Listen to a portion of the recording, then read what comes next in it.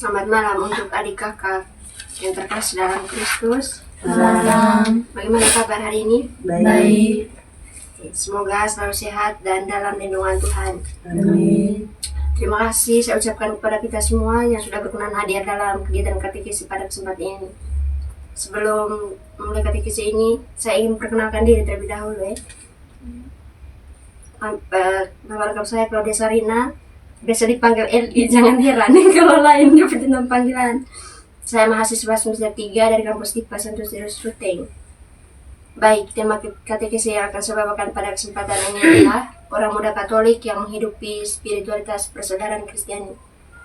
Tema ini mengajak kita semua untuk merenungkan kembali bahwa persaudaraan bukanlah sekadar nilai sosial, tetapi juga sebagai inti dari iman kita sebagai pengikut Kristus. Maka dari itu, mari kita mulai kegiatan ini dengan lagu pembuka. Dalam Yesus kita bersaudara. Dalam Yesus kita bersaudara. Dalam Yesus kita bersaudara. Sekarang dan selamanya. Dalam Yesus kita bersaudara. Dalam nama Bapa, Putra, dan Roh Kudus. Bapa surgawi yang penuh kasih, kami orang muda Katolik berkumpul di hadapan-Mu, memohon berkah dan perlindungan-Mu. Dalam semangat katekesi ini, bukalah hati dan pikiran kami untuk lebih memahami arti persaudaraan Kristiani. Bantu kami untuk melihat Engkau dalam setiap saudara-saudara kami, terutama mereka yang membutuhkan. Kobarkanlah dalam diri kami semangat untuk saling mengasihi, mendukung, dan melayani satu sama lain. Dalam nama Yesus Kristus kami berdoa dan mengucap syukur. Amin. Baik, untuk sesi yang berikutnya kita mendalami situasi hidup konkret kepada saudari Citra. Silakan untuk membacakan cerita. Jejak garam, harapan, dan persaudaraan di Labuan Bajo. Senja di Labuan Bajo memancarkan keindahan yang sederhana, namun bagi Andi, seorang nelayan muda yang aktif di OMK Paroki Santa Maria Goretti, senja itu menyimpan kejutan tak terduga. Jaringannya terasa berat, bukan karena ikan, melainkan sebuah bungkusan yang terombak-ambing. Dengan hati-hati, Andi membuka bungkusan itu. Di dalamnya, seorang bayi laki-laki menggigil kedinginan. Hanya ada selembar kain lusuh dan sebuah gelang akar bakar melingkar di pergelangan tangannya. Tidak ada pesan, tidak ada tanda pengenalan. Andi yang dikenal sebagai sosok yang peduli dan memiliki jiwa sosial tinggi di kalangan OMK merasa iba. Ia teringat akan tema katekesi mereka tentang persaudaraan Kristiani. Ia membawa bayi itu pulang ke rumahnya yang sederhana. Istrinya, Feby, seorang guru sukarela dan juga aktif di gereja, terkejut namun segera menyambut bayi itu dengan hangat. Mereka melaporkan penemuan itu ke ketua RT dan polsek setempat. Polisi mencatat laporan, namun Andi dan Feby tahu peluang penemuan orang tua bayi ini sangat kecil. Andi dan Feby memutuskan untuk merawat bayi itu sementara waktu. Mereka menamai bayi itu Harapan, sebuah simbol imam dan optimisme. Mereka juga melibatkan teman-teman OMK dalam merawat Harapan. Namun merawat bayi bukanlah hal yang mudah.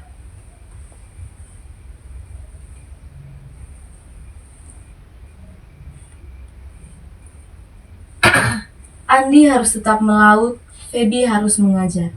Mereka berbagi tugas, dibantu oleh teman-teman OMK yang dengan sukarela menawarkan diri untuk menjaga Harapan.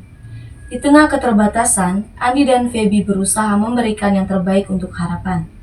Mereka membawanya ke puskesmas, memberikan makanan bergizi seadanya, dan menyelimutinya dengan kasih sayang. Teman-teman OMK membantu mengumpulkan dana untuk membeli perlengkapan bayi dan susu. Feby dengan imamnya yang kuat sering mengajar harapan kelak tumbuh menjadi anak yang beriman dan memiliki semangat persaudaraan yang tinggi. Andi, meskipun sibuk dengan pekerjaan, selalu mendukung Feby dan teman-teman OMK. Waktu berlalu, harapan tumbuh menjadi anak yang sehat dan ceria. Ia menjadi maskot di kalangan OMK, semua anggota menyayanginya. Andi dan Feby semakin mencintai harapan, merasa bahwa ia adalah anugerah dari Tuhan. Namun, dilema muncul. Proses hukum terkait status harapan terus berlanjut. Dinas Sosial berencana menyerahkan harapan ke panti asuhan di luar kota. Andi dan Feby merasa sedih, namun mereka pasrah. Mereka tahu mereka tidak memiliki cukup sumber daya untuk memberikan masa depan yang mapan bagi harapan. Suatu malam, saat pertemuan rutin OMK, Andi dan Feby menceritakan masalah mereka. Teman-teman OMK terkejut dan merasa iba. Mereka tidak rela harapan dipisahkan dari Andi dan Feby. Kita harus melakukan sesuatu, kata Putri, salah satu anggota OMK yang vokal. Kita tidak bisa membiarkan harapan pergi. Teman-teman OMK sepakat untuk membantu Andi dan Feby. Mereka menggalang dana, mencari informasi tentang prosedur adopsi, dan menghubungi pengacara yang bersedia memberikan hukum pro bono. Dengan semangat persaudaraan Kristiani, teman-teman OMK bekerja sama untuk membantu Andi dan Feby.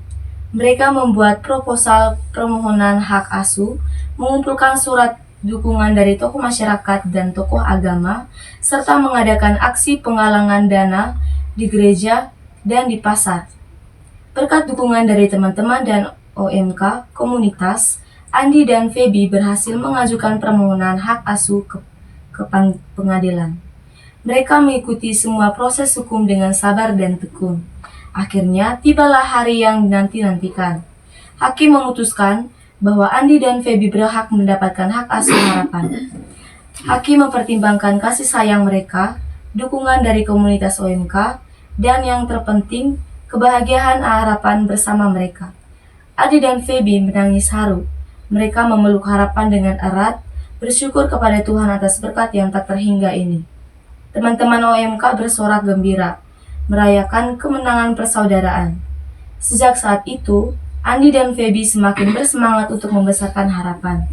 Mereka melibatkan harapan dalam kegiatan OMK, mengajarkan nilai-nilai iman, kasih, dan persaudaraan. Harapan tumbuh menjadi anak yang cerdas, berbakti, dan memiliki jiwa sosial yang tinggi. Ia aktif dalam kegiatan OMK, membantu sesama yang membutuhkan dan menjadi teladan bagi anak-anak lain di komunitasnya. Kisah Andi Feby dalam harapan menjadi inspirasi bagi banyak orang di Labuan Bajo. Mereka membuktikan bahwa persaudaraan Kristiani dapat mengatasi segala kesulitan dan bahwa kasih sayang dapat mengubah hidup seseorang. Setiap tahun pada hari pertemuan harapan, Andi, Feby, dan teman-teman OMK selalu mengadakan acara syukur di pantai tempat harapan ditemukan. Mereka berdoa bersama, mengenang masa lalu, dan bersyukur atas berkat Tuhan. Mereka juga berkomitmen untuk terus menghidupi semangat persaudaraan Kristiani dengan mengasihi sesama dan melayani Tuhan. Terima kasih untuk Saudari Citra yang sudah membawa kita dalam cerita yang begitu menarik. Untuk lebih mendalami isi cerita tersebut, saya akan mengajukan beberapa buah pertanyaan. Menurut teman-teman sekalian, kira-kira apa isi cerita di atas? Saya. Baik, untuk Saudari, silakan. Baik, terima kasih kepada fasilitator yang telah memberikan pertanyaan kepada saya. Langsung saja saya akan menjawab pertanyaan. Seorang nelayan di Labuan Bajo menemukan bayi harapan bersama istrinya dan komunitas OMK. Mereka merawatnya dengan penuh kasih. Meski ada tantangan hukum, dukungan komunitas membantu mereka mendapatkan hak asuh. Harapan tumbuh menjadi anak yang menginspirasi simbol kasih dan persaudaraan. Terima kasih. Terima kasih untuk saudari Yeni yang telah menjawab pertanyaan pertama. Lalu pertanyaan berikutnya, kira-kira apa pesan dari cerita di atas yang sesuai dengan tema katekesi kita pada hari ini? Saya, Oke, silakan. iman diwujudkan dalam kasih dan persaudaraan bersama. Kita bisa menghadirkan bakat bagi sesama yang membutuhkan. Oke, terima kasih untuk saudari Grace sudah menjawab pertanyaan yang kedua. Lalu untuk kesempatan yang ketiga, saya ingin meminta teman-teman sekalian yang bersedia membagikan cerita pengalamannya untuk kita semua di sini sesuai dengan cerita yang sudah kita dengarkan tadi.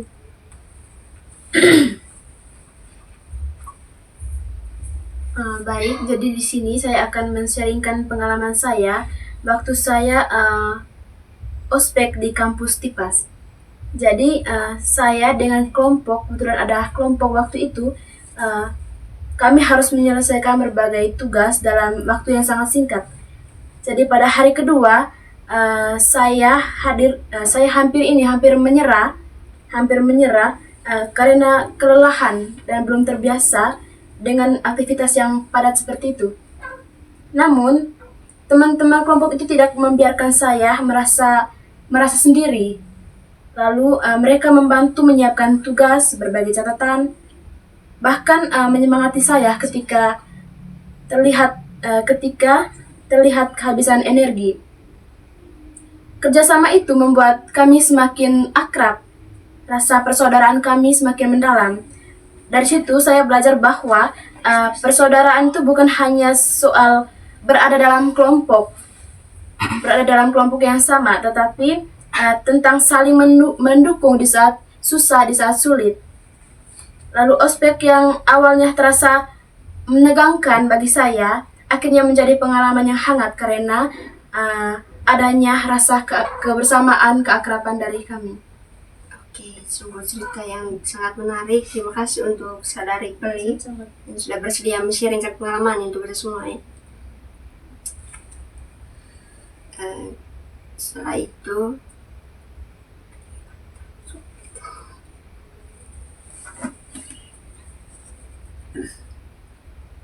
dari cerita yang saudari ceritakan kepada kami semua tadi, itu menunjukkan bahwa kasih Kristiani dan persaudaraan sejati merupakan fondasi utama bagi hidup beriman. Melalui tindakan nyata, kita menunjukkan komitmen untuk saling menguatkan dan membangun komunitas yang penuh kasih dan perhatian. Iman yang hidup tidak hanya terlihat dari kata-kata, tapi karya nyata yang membawa perubahan positif dan memperlihatkan kehadiran Kristus di tengah-tengah kita. Dengan semangat ini, kita bersama-sama menjadi saksi kasih Allah yang nyata dalam kehidupan sehari-hari. Untuk sesi yang selanjutnya, kita akan mendengarkan bacaan dari Injil Yohanes bab 13 ayat 34 sampai 35. Bacaan dari Injil Yohanes bab 13 ayat 34 sampai dengan 35. Aku memberikan perintah baru kepada kamu, yaitu supaya kamu saling mengasihi, sama seperti aku telah mengasihi kamu.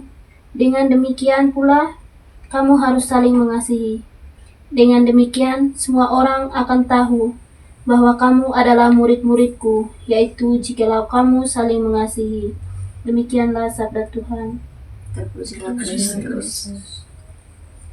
Terima kasih untuk Kakak Ranti yang sudah bersedia membacakan bacaan dari Injil Yohanes bab 13 ayat 34 sampai 35. Untuk mendalami isi bacaan tersebut, saya ingin mengajukan pertanyaan untuk saudara-saudara sekalian.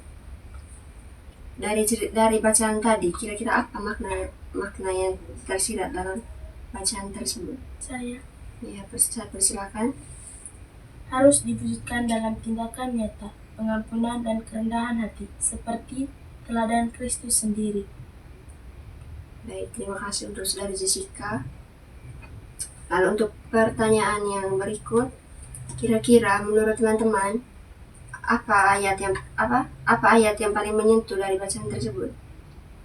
Menyentuh hati saudara-saudara sekalian. Oke, Saya. kepada Kakak Ranti, saya persilakan. Baik, ayat yang paling menyentuh menurut saya yaitu ayat 35, yaitu di mana dengan demikian semua orang akan tahu bahwa kamu adalah murid-muridku, yaitu jikalau kamu saling mengasihi. Oke, jawabannya sangat menarik. Terima kasih untuk Kakak Ranti. Untuk pertanyaan yang ketiga, menurut teman-teman, kira-kira pesan apa yang disampaikan dari Injil tersebut? Kepada Kakak Ranti. Baik, terima kasih atas waktu dan kesempatan yang diberikan. Menurut saya, pesan yang disampaikan dari bacaan ini yaitu di mana supaya kita itu saling mengasihi sama seperti Tuhan mengasihi kita. Oke, apakah ada tambahan dari saudara sekalian? Baik, dari saya. Jadi pesannya itu dilihat dari apa yang Yesus lakukan ini, di mana kita itu harus bisa mengasihi satu sama lain tanpa mengharapkan imbalan atau balasan. Misalnya seperti ketika kita mengasihi orang lain, misalnya memberikan sesuatu, kita tidak boleh mengharapkan imbalan semacam uang. Kita harus memberikan itu dengan penuh, dengan setulus hati, tidak membutuhkan imbalan atau balasan. Baik, terima kasih untuk Sehari Peli untuk atas jawabannya. Dari Injil Yohanes bab 13 ayat 34-35 tadi menegaskan bahwa kasih adalah identitas utama pengikut Kristus. Perintah untuk saling mengasihi seperti Yesus bukan sekadar pilihan, melainkan tanda pengenal yang membedakan kita. Kasih itu nyata, bukan hanya perasaan, dan menjadi fondasi bagi persatuan serta kesaksian bagi dunia. Untuk selanjutnya, kira-kira apa rencana tindak lanjut dari tema katekesi kita pada hari ini yang bisa kita terapkan dalam kehidupan kita sehari-hari? Kalau dari saya, kegiatan konkretnya itu untuk kedepannya supaya kita bisa mengasihi satu sama lain, memberi tanpa mengharapkan balasan, memberi dengan tulus hati. Oke, jawabannya sangat menarik.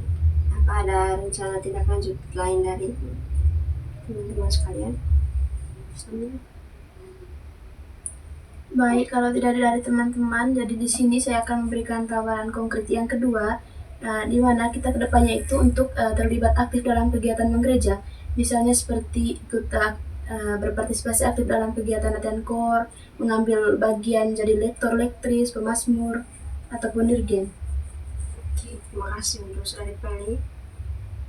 Jadi untuk teman-teman sekalian, kira-kira apakah kalian setuju dengan tawaran yang Saudari Peli berikan kepada semuanya? Setuju. Marilah kita hening sejenak.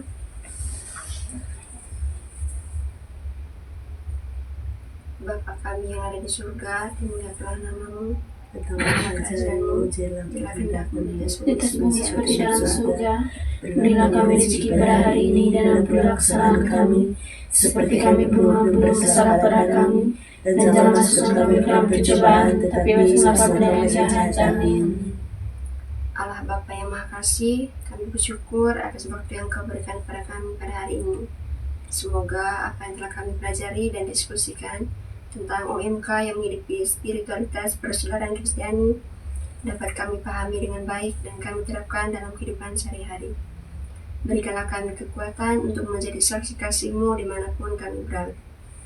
Demi Kristus Tuhan dan pengantara kami. Amin. Hari ini ku rasa bahagia berkumpul bersama saudara seiman. Tuhan Yesus telah satukan kita tanpa memandang di antara kita.